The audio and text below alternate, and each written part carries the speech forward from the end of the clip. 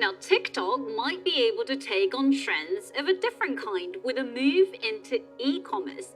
The Wall Street Journal reports that the social media giant plans to sell Chinese made goods in the United States.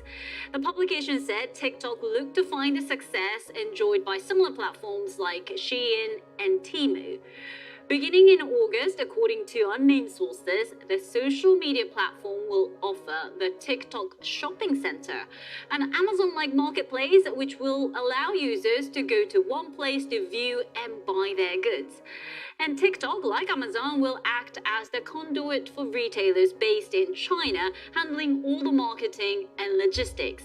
The journal reports that Chinese suppliers will only be paid by TikTok after finding US customers.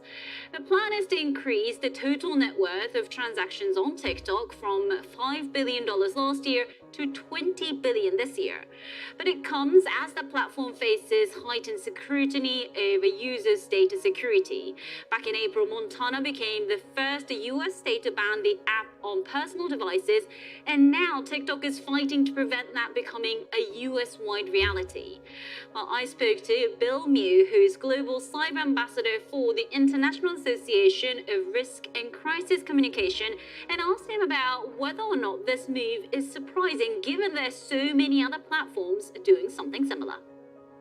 Well, I think all of the major platforms are trying to reach the ideal sweet spot where they have a dominant position, not just in advertising and social, but e-commerce as well. The three are seen as mutually supportive and the ideal combination.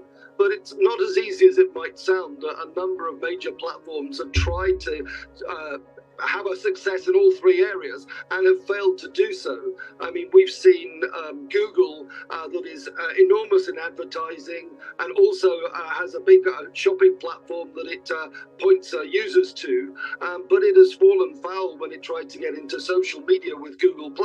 Just because you're good at one thing doesn't necessarily mean it's going to translate into others. And also with Facebook, which is very good at what it does and has a dominant position in social and also in advertising, it tried to get in more heavily into e-commerce with payments with its platform Libra, and that failed abysmally and largely on the basis of trust. And this is going to be one of the areas where TikTok is really going to struggle.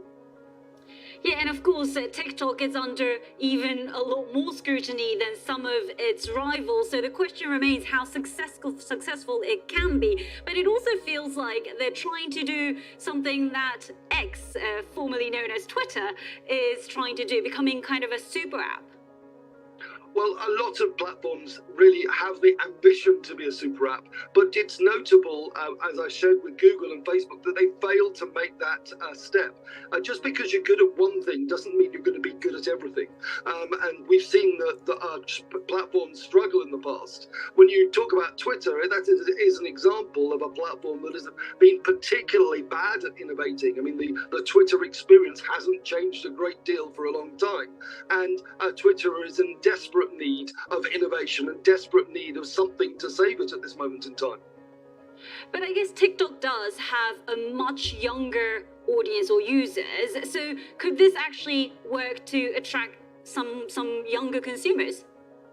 There's potential for them to pull this off, but they, at this moment in time, they have a short video platform and a set of algorithms that are working really, really well. And all of the other platforms are insanely jealous of the success that TikTok has had.